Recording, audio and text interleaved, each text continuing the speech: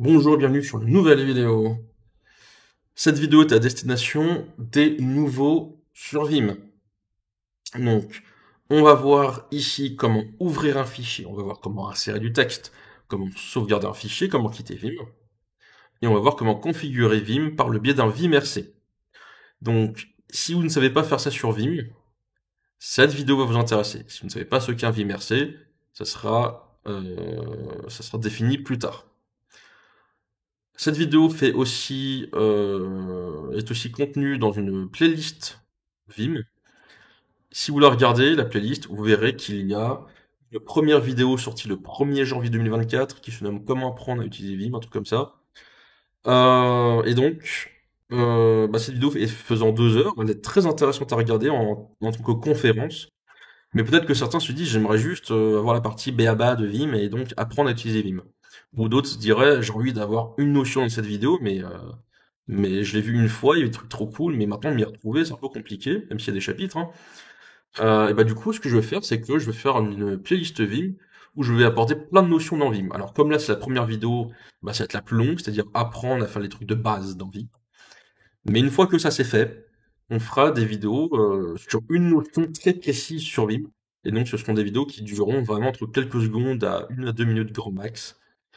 Et ce sera vraiment des notions dites ce que j'appelle atomiques. C'est-à-dire, je peux pas redécouper ça en sous-notions, c'est vraiment un truc minuscule. Ouais. Ok. Donc, on va pouvoir se lancer. Donc, dans cette vidéo, voilà, j'ai listé ce que j'allais faire.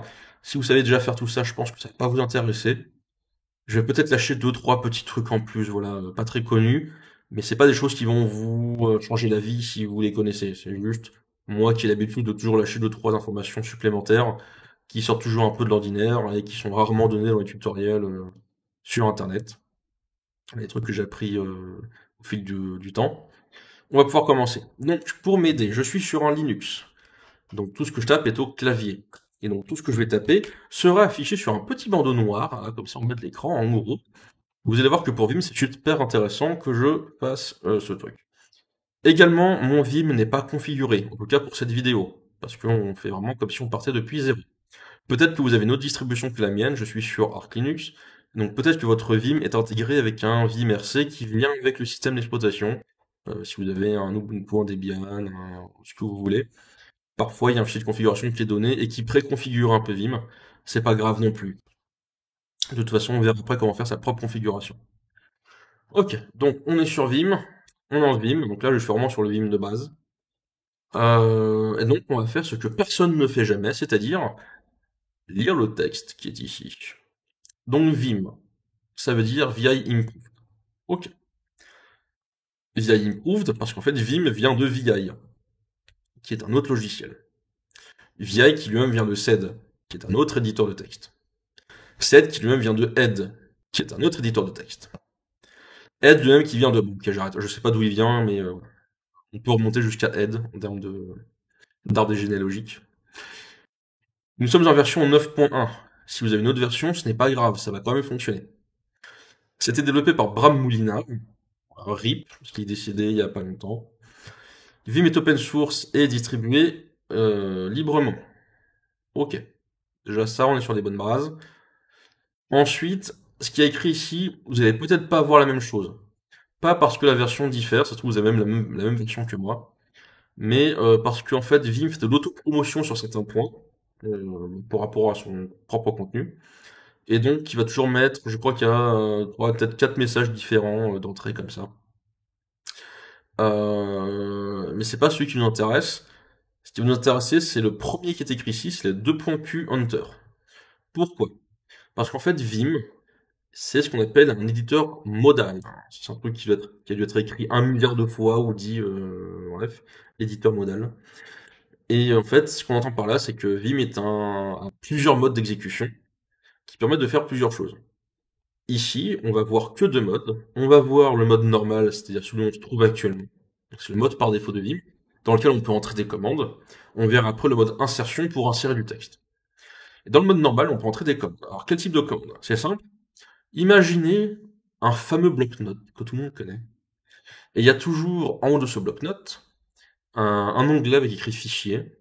Et dessus, il y a écrit nouveau, ouvrir, enregistrer sous et fermer. Il y a au moins ce genre de petits dans tous les éditeurs, dans tous les logiciels quasiment, il y a toujours un peu ce genre de contenu. Et donc bah Vim, il a pas dit bah je vais faire pareil, il a dit je vais faire pareil mais pas en version graphique. Donc j'ai pas d'onglet là, je peux pas utiliser la souris pour faire le fichier nouveau. Non, ce que je vais faire, c'est que je vais faire les mêmes actions mais en format graphique. En format pardon, en format commande. Donc tout au clavier. Et donc on nous dit bah si tu veux quitter Vim, c'est simple, tu appuies sur deux points Q pardon et entrée. Si vous regardez là, ici en bas à gauche, vous verrez que vous allez avoir votre commande qui va s'afficher. Moi, je vais aussi l'avoir en gros parce que j'ai le logiciel pour. Mais regardez bien ici en bas à gauche, votre commande va s'afficher. Deux points, Q, entrée. Et ça va bien quitter Vim. Alors, parce que j'aime bien aller un peu plus en profondeur parfois. Si j'ai envie de voir toutes les commandes qui commencent par Q, je vais faire deux points Q, je vais appuyer sur tabulation. Et là, il va me donner la liste de commandes que je peux parcourir soit avec la touche de tabulation, voilà, avec Shift, avec le Tab ou Shift Tab pour revenir en arrière, soit avec le touche fléchée tout simplement. Et en fait, deux points Q, bah, c'est le raccourci, c'est le diminutif de la commande quit. Là, si je fais deux points quit, ça me quitte aussi vite. Je peux du coup l'écrire en dur comme ça, à deux points quit. Et du coup, ce qui est drôle, c'est qu'en fait, je peux aussi faire deux points QU. Ça me quitte Vim. Je peux aussi faire deux points key. Ça me quitte Vim. Voilà. Donc deux points Q, c'est en fait le diminutif de deux points quit. Et Vim va trouver tout seul à faire le raccourci, enfin le lien entre les deux. Il y avait d'autres commandes qui étaient données. Il y avait deux points QAll et deux points quitAll. En fait, deux points quit, c'est pour quitter un fichier sur lequel on fait focus. Même si on n'a pas de fichier en soi. On va dire qu'on n'a pas de fichier. Du coup, ça va quitter, entre guillemets, le fichier inexistant. Ça va quitter Vim. Mais si on avait plusieurs fichiers ouverts dans Vim, deux points quit ne ferait que quitter le fichier qu'on regarde actuellement, mais il laisserait les autres ouverts. Donc on pourrait faire deux points QAll ou quitAll pour aussi quitter tous les fichiers qui sont ouverts. Donc vraiment, on dit on quitte all. Voilà, donc ça c'est la petite information de plus qui n'est jamais donnée dans les autres tutoriels sur Vim. Donc je m'amuse à la balancer, c'est gratuit pour vous. Ok. Maintenant, on aimerait enfin, après quasiment une ou deux vidéos, écrire un fichier. Donc on va appeler Vim sur le fichier Toto. Voilà, donc on peut voir ici Toto est un nouveau fichier. Je vais appuyer sur la touche I, et vous allez voir qu'en bas à gauche, il va y avoir écrit Insert. J'appuie sur I, voilà, et je passe au mode insertion. Et le mode insertion, bah, ça sert à insérer du texte. Donc, je peux enfin écrire du texte, par exemple. Bonjour, je suis le fichier Toto. Voilà, on est content. Maintenant, j'ai envie de quitter le mode insertion. J'appuie juste sur échappe. Vous voyez que là, en bas à gauche, insert a disparu. Et donc, bah maintenant, je peux bah, peut-être faire d'autres commandes. Une qui serait intéressante, bah, ça serait bah, de sauvegarder le fichier. Peut-être pas mal, ça, sauvegarder le fichier. Donc, pour sauvegarder le fichier, on va faire deux points write ou deux points W, ça revient au même. Voilà. Donc, j'ai sauvegardé mon fichier. Donc, il m'a bien dit Toto, qui est un nouveau fichier. Et bah, il y a une ligne et 34 octets qui ont été écrits. Maintenant, je peux quitter Vim, je peux faire deux points Q. Je peux afficher mon fichier. Et donc, j'ai bien bonjour, je suis le fichier Toto qui a été écrit. Ok. Maintenant, on va dire que j'ai envie d'ajouter une nouvelle ligne. Alors, imaginons, alors là, je vais en faire le nouveau sur Vim, c'est-à-dire, je vais envoyer mon fichier tout à gauche. Voilà, je reste appuyé sur la touche fléchée. Voilà. On va dire que mon curseur est là, et je dis à mon nouveau, créer une nouvelle ligne sur Vim. Alors, ce que le nouveau va faire, c'est, je vais appuyer sur I, pour être en mode insertion, et puis je vais rester appuyé sur la touche droite jusqu'à la fin de la ligne, voilà, ça prend 15 000 ans. Et une fois que je suis à la fin de la ligne, j'appuie sur la touche Entrée. Et là, et seulement là, je suis prêt. Prêt, merci. À taper du texte. Voilà. Et moi, je suis pas d'accord. Ça a été trop long. Donc, ce qu'on va faire, c'est qu'on va supprimer cette ligne. Alors, il y a des raccourcis pour ça. Je vais pas les montrer tout de suite pour pas trop vous faire peur. Donc, je vais juste rester appuyé sur Backspace pour supprimer la ligne. Voilà, c'est long, on est d'accord. Et là, d'un coup, on se dit, je suis à la fin de la ligne. J'appuie encore une fois. Ça revient au début de la ligne. Voilà, on est content. Donc là, je vous donne un petit tips gratuit. Qu'importe où le curseur est sur la ligne, vous appuyez sur la touche O en minuscule. Hein, et comme vous pouvez le voir, vous passez en mode insertion sur une nouvelle ligne. Tadam. Je dis ça parce que je pense beaucoup le faire dans cette vidéo. Je le ferai tout le temps dans les vidéos qui suivent. Donc autant aussi montrer ce petit raccourci direct. Donc, nouvelle ligne. Donc je peux dire, je suis là. Deuxième ligne. Ok. Je suis la deuxième ligne. Alors, je n'étais pas très inspiré, je l'avoue. Voilà, je remets en mode normal. Et on va se dire, oh, c'est vraiment pourri comme contenu. J'ai envie de quitter Vim et surtout, j'ai pas envie de sauvegarder ça. Euh... Comment je fais? Bah, sinon, je fais 2.q. Voilà, pour quitter, on connaît. Sauf qu'en fait, là, il va nous donner une erreur. Alors, pour information, quand il vous donne une erreur, il y a toujours un code qui est associé. Vous voyez que E37, c'est-à-dire erreur numéro 37. On verra après comment chercher les erreurs dans Vim. Là, à la limite, pour vous, à votre niveau, vous pouvez vous dire, bon, je vais chercher sur Internet, et puis je vais faire Vim E37, et puis j'aurai l'information en ligne pour comprendre pourquoi il me donne cette erreur. Bon, là, c'est simple, on voit écrit juste après. No write since last change, donc aucune sauvegarde depuis le dernier changement. Et on peut ajouter point d'exclamation pour supplanter la commande, pour l'obliger à faire l'action. Et donc en fait, ce qui se passe, c'est qu'on a modifié le fichier Toto, mais on n'a pas sauvegardé. Donc en fait, c'est un peu comme si vous, dans le bloc-notes, vous voulez quitter le fichier et vous dit, vous n'avez pas sauvegardé le fichier, voulez-vous sauvegarder, annuler, je sais plus quoi, enfin les options du bloc-notes quoi. Et donc là, ce qu'on veut dire à Vim, c'est non, j'ai envie de quitter. On ajoute un point d'exclamation. C'est comme si on gueulait. C'est vraiment, on dit pas juste quitte, on fait quitte. Tu me quittes ça. Allez. Donc deux points d'exclamation, on quitte. Et vous voyez que il m'a bien quitté Vim sans sauvegarder ma nouvelle ligne. On rappelle le fichier, on appuie sur O pour entrer en mode insertion sur une nouvelle ligne. Et là, on dit, je vous passe mes salutations dans les insert. Ok. On est content de ça, et là, on se dit, je sais sauvegarder des fichiers, je sais quitter Vim.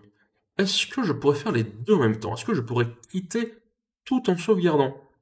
Eh oui, on peut le faire, Jean-Bloc-Notes. Pour faire ça, c'est simple. On va faire deux points WQ, ça va concaténer write et quit en même temps. On monte.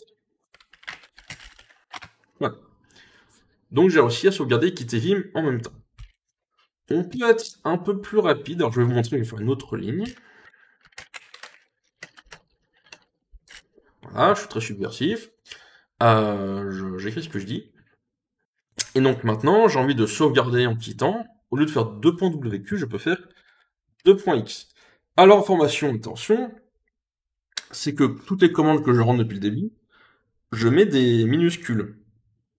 Il faut suivre les minuscules. C'est-à-dire que là, si j'entrais un X majuscule, ça me ferait autre chose. Pour la blague, on le fera après. Mais voilà, quand vous rentrez des commandes, si on vous donne une commande et qu'il y a une majuscule dedans, vous dites pas, ouais, il a dû se tromper, c'est une minuscule. Non, non, la majuscule peut être très importante dans une commande. Donc, quand on vous donne des commandes, suivez bien l'ordre minuscule-majuscule. Donc 2.x, voilà. Et on peut voir qu'il m'a bien sauvegardé en ajoutant la nouvelle ligne. Ok. Qu'est-ce qu'on peut voir d'autre? Bah tiens, je vais faire le 2.x majuscule. 2.x majuscule. Donc là, on se dit, vas-y, j'ai envie de quitter Vim et sauvegarder. Mettons qu'on s'énerve un peu. Il y a beaucoup de texte, on fait pas gaffe, on est un peu fatigué, on est au milieu de la nuit, bref, ce que vous voulez. Et là, je fais 2.x majuscule et je fais, putain, mais qui Vim? Je te dis 2.x. Eh oh, 2.x. Mais 2.x. Là, on s'est un peu énervé. Bon, on a enfin réussi à quitter Vim. On se dit, putain, enfin, quelle merde ce logiciel quand même, pourquoi est-ce que j'utilise ce truc? On fait nos commandes, et puis d'un coup, on se dit, vas-y, j'ai envie de retourner dans Toto. Et là, d'un coup, on est devant un fichier vide, et en fait, si on regarde en bas, il y a écrit Need an encryption key for Toto. Enter encryption key. Et là, on se dit, pardon, c'est-à-dire, donc on va dire, comment ça, quoi, c'est clé, je dois écrire key, hein, et là, il y a une merde sans nom qui s'affiche, on comprend pas ce qui se passe. Alors, on quitte Vim, et en fait, si vous avez pas fait gaffe, je vous montre, le fichier Toto, et ben, Vim, en fait, il a chiffré votre fichier, avec une clé de chiffrement. Alors, la clé de chiffrement, on l'avait vu, j'ai fait 2.x, voilà. Donc là, il a réussi à bien m'écrire mon fichier. Mais parce que j'étais trop rapide, bah j'ai fait n'importe quoi, je me suis énervé sur le clavier. Et en fait, 2.x majuscule, vous pouvez le voir, en fait, là, ça m'écrit Enter Encryption Key. Et sans faire gaffe, il faut taper 2 fois la clé de chiffrement, la même, donc j'avoue, très peu de chances que ça arrive. Mais en admettant que vous fassiez, mais je t'ai dit 2.x, je t'ai dit 2.x, mais putain, je t'ai dit 2.x. Voilà, vous le fassiez 2 fois, voire même 3 fois pour vraiment quitter Vim, bref. Bon, bah, vous pouvez sans faire gaffe chiffrer votre fichier et le rendre inutilisable parce que vous n'avez pas sauvegardé la clé, vous n'avez pas compris ce qui s'est passé. Maintenant que vous savez, vous devrez faire un peu plus attention. Donc voilà, bien faire gaffe, minuscule, majuscule dans les. Non, je veux pas de ce truc. Ok. Bon, on va quitter Vim.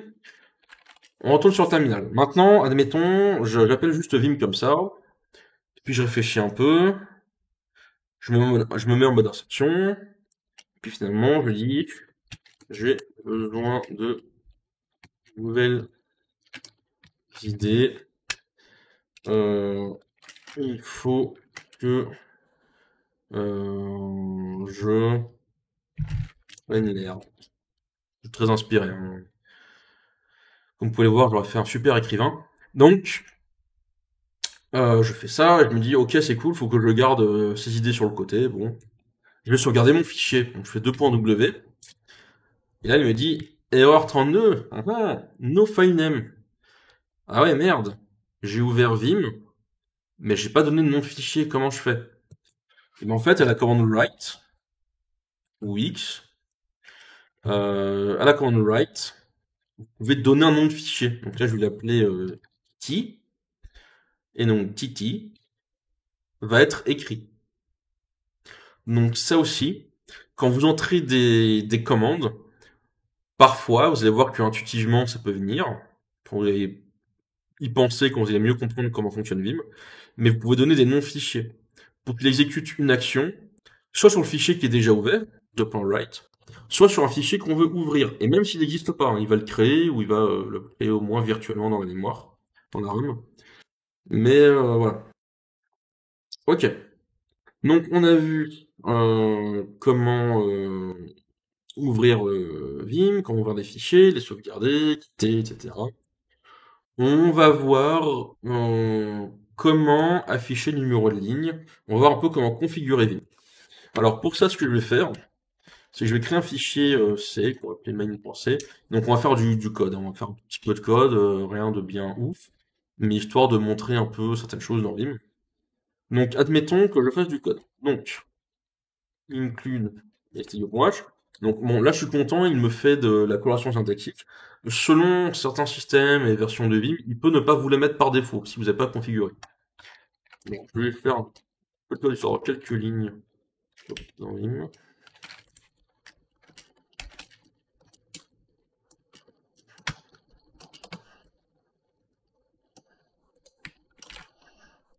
Ok. J'ai mon code, et puis là je me dis, mais attends, j'ai pas les numéros de ligne. Alors certes, le numéro de ligne, bon, vous avez vu l'emplacement du curseur. Donc là je vois que tu as ligne 6. Mais comment dire? J'ai pas envie de me dire, là je suis à la ligne 6, donc je suis moins de 3, donc là c'est à la ligne 3. Bon, ok, en cliquant sur la souris, on se déplace le curseur, mais non, c'est trop embêtant. Moi je veux avoir les numéros de ligne qui s'affichent. Alors pour ça, il y a une commande qui se nomme 2 points, et vous faites set number, set nu, c'est pareil. Et vous voyez que, tintin, il y a les numéros de ligne. Alors, si jamais vous n'avez pas la couleur, donc là je vais faire, je désactive la coloration syntaxique, donc je fais 2 points syntaxe off. Vous voyez que ça me désactive la coloration syntaxique. Si vous l'avez pas, vous faites bah, du coup syntaxe on, je pense que vous l'avez deviné avec la commande, et ça active la coloration syntaxique. Maintenant on pourrait se dire, Ah ouais, sympa, mais est-ce qu'il y a d'autres couleurs? Est-ce qu'on peut changer le thème de la couleur? C'est ce qu'on appelle un color scheme, un schéma de couleur. Pour ça, il y a une commande qui s'appelle deux points color scheme. Alors, aussi intéressant, si j'appuie sur tab, ça m'auto-complète la commande. C'est plutôt cool. Et ensuite, là, je fais espace, et si j'appuie sur tab, il va aller me chercher tout ce que je peux faire derrière cette commande. Donc derrière color scheme, j'appuie sur tab, et là, il me donne la liste ici des color schemes. Donc je peux les visiter voilà, comme ça avec les touches fléchées ou avec les touches tab, shift tab pour venir en arrière. Et par exemple, moi j'aime bien Desert. Moi, Desert, moi je le trouve sympa, je l'ai utilisé pendant assez longtemps. Et voilà. En général, je le trouve plutôt cool. Il y en a qui sont beaucoup plus moches, enfin selon moi évidemment, plus goût sont de la nature. Mais par exemple Pitch Puff, alors si vous êtes dans le noir, c'est le moment d'allumer la lumière. Voilà, Pitch Puff, il est particulièrement selon moi dégueulasse. Ouais, il y en a plein d'autres, donc je vous laisse aller le voir un peu par vous-même. Je sais plus ce qu'il y a, mais Desert, ouais, moi je l'aime bien, en tout cas. Ça fait du bien aux yeux. Et donc, voilà, on est content, on se dit, oh, trop bien, j'ai configuré Vim. J'ai le numéro de ligne, et puis j'ai la corrélation syntaxique avec mon color scheme que j'aime bien, en admettant que je les ai tous vus. Je le quitte, je rentre mes commandes, je fais mes trucs, je retourne dans Vim, et là, bah, la configuration, et ouais, toutes les commandes courantes dans Vim sont temporaires. Pour les rendre permanentes, il faut passer par ce qu'on appelle un vimrc, un vim run command. Donc pour ceux qui ont déjà fait du shell et rempli des bash RC ou des ADSHRC, bah c'est pareil pour Vim. On va rentrer la configuration de Vim et Vim va aller lire le fichier automatiquement tout seul à chaque démarrage. Mais pour ça, il faut le mettre à un certain endroit. Alors c'est simple.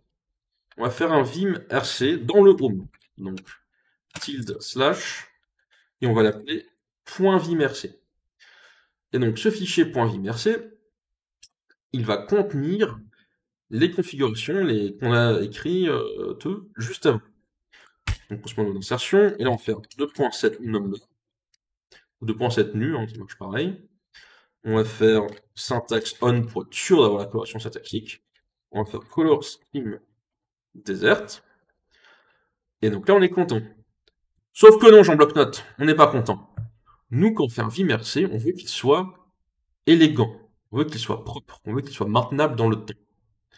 Donc ce qu'on va plutôt faire, c'est que pour chaque ligne, on va faire un petit commentaire pour dire à quoi sert la commande, et on va bien formater le fichier pour avoir de l'espace et que ce soit bien lisible. On a des écrans qui sont très grands, on a de la mémoire qui permettent, des mémoires disques qui permettent de faire quelques lignes vides qui servent à rien, qui prennent à chaque fois un octet certes, mais qui permettent d'être beaucoup plus lisibles.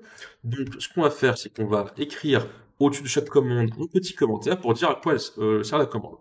Pour faire un commentaire simple, c'est double guillemets. Et donc là, on va dire display line number. Pouf, ligne vide. Et là, label equal coloration. Pouf. Label the color scheme. Ok. Et ben voilà, on a déjà un vimrc qui est beaucoup plus agréable à lire, qu'on va pouvoir maintenir dans le temps, parce qu'à chaque fois qu'on va rajouter une commande, hop, on aura le petit commentaire qui nous dira à quoi ça sert. Et puis on pourra du coup revenir 10 ans plus tard et se dire putain, ça fait quoi ce truc déjà? Et là, bam, le commentaire, ah oui, ok, merci. Pour le plaisir, on va même s'en faire un petit bonus. Enable mouse report. Et là, ça va être set mouse égal. Et alors là, derrière le égal, il y a plusieurs modes possibles. On va faire A pour all. Moi, j'aime bien faire ça quand je fais des présentations et que avec la souris, j'ai besoin de sélectionner un texte très rapidement histoire de montrer une zone. Je vais vous montrer. Donc, je sauvegarde et je quitte le fichier. Je roule mon vimrc et là, vous voyez que tout seul, il m'a activé mes paramètres. Donc j'ai mes numéros de ligne, j'ai le desert, etc. Et donc la support souris, bah, ça sert par exemple à faire ça. Et en fait, le égal A, c'est pour dire all. C'est qu'importe le mode qu'on utilise, sachant qu'on a vu que deux modes pour le moment, c'est-à-dire le mode normal et le mode insertion. Mais qu'importe le mode, hop, on peut utiliser la corrélation, on peut utiliser la forme de la souris pour colorier, pour mettre en surbrillance des zones de texte. Donc quand je dis à Jean collègue, regarde ce truc ici, bah, je peux faire pouf très rapidement pour lui montrer un ensemble de lignes ultra rapidement. Ok, petit test truc. Donc maintenant je vais dans main.c et hop, j'ai mes numéros de ligne, j'ai bien mon color scheme desert. Je peux utiliser la souris, je peux faire un peu ce que je veux. Ok. Maintenant, histoire de faire une petite démonstration, je vais montrer à quoi ressemble mon vMRC. Enfin, je vais pas le montrer, mais juste montrer deux, trois trucs rapidement. Je vais pas tout vous montrer, sinon ça prendrait un milliard d'années. Mais on va juste voir comment est-ce que je maintiens mon vMRC. Donc, pour ça, je vais supprimer le vMRC que j'ai créé à l'instant. Et je vais chercher l'original. Je rappelle vMRC. Et donc maintenant, dans mon vMRC, tant que le bandeau disparaisse, voilà. J'ai fait un peu de commentaires au début. Ça, c'est ma façon à moi de tenir mes plugins, sachant que c'est pas la meilleure, parce que maintenant Vim intègre un plugin manager nativement, et que ça, du coup, c'est une vieille façon d'utiliser les plugins. Mais comme c'était ma façon que j'avais d'utiliser mes plugins que j'avais téléchargés, bah, du coup, je l'ai encore. Mais je devrais utiliser plutôt le plugin manager de base de Vim, plutôt que de faire cette espèce d'enchaînement de commandes un peu bizarre, que peut-être vous comprenez pas, qui me permet d'aller télécharger depuis le dépôt qui est ici. Oui, c'est bien la souris, hein. Depuis le dépôt qui est ici, un plugin de Vim. Mais ça, c'est un plugin externe à Vim, c'est pas intégré à Vim. Bref. Et après, du coup, bon, bah, j'ai mes commentaires. Enable File Tap Detection for Plugins on Introduction Options. Et ben voilà, File Tap Plugin Not On, ça veut dire que selon le fichier que j'utilise, Vim va tout de suite comprendre quel type de fichier c'est. Et est-ce que quand je vais appuyer sur Tab, est-ce qu'il va me mettre des vraies tabulations? Ou est-ce qu'il y a aussi le paramètre que je mets un peu plus bas qui dit, en fait, j'ai pas envie d'avoir des tabulations, j'ai envie d'avoir des espaces. Voilà, j'ai envie d'avoir 4 espaces. Ou 8, ou 2, enfin, voilà, après, c'est à vous de choisir. Voilà, je vais pas tout montrer pour le moment, mais voilà, sachez que bah, j'ai des commentaires. Et tout est sur mon dépôt GitHub, donc github.com/gélule. Et c'est dans les .files. Et en fait, j'ai ma configuration de Vim qui est dedans. Merci de pas la copier-coller comme un abruti. Merci de la comprendre avant de prendre une ligne qui pourrait vous intéresser. Ok. Donc, qu'est-ce qui est encore d'intéressant? Bah, show current mode, le set show mode, bah, vous voyez que là, le mode normal, il s'affiche ici. Show line number, voilà, il est là. Ça, on s'en fiche pour le moment. Le colonne qui est ici, c'est pour avoir la barre qui est là. Parce qu'à Epita, bah, on n'a pas le droit de dépasser les 80 caractères par colonne. Du coup, voilà, j'utilise ça. Tac, tac, tac. Bon, voilà, le syntax on, il est ici. Le setMousse A, il est là. Le show match, bah, c'est simple.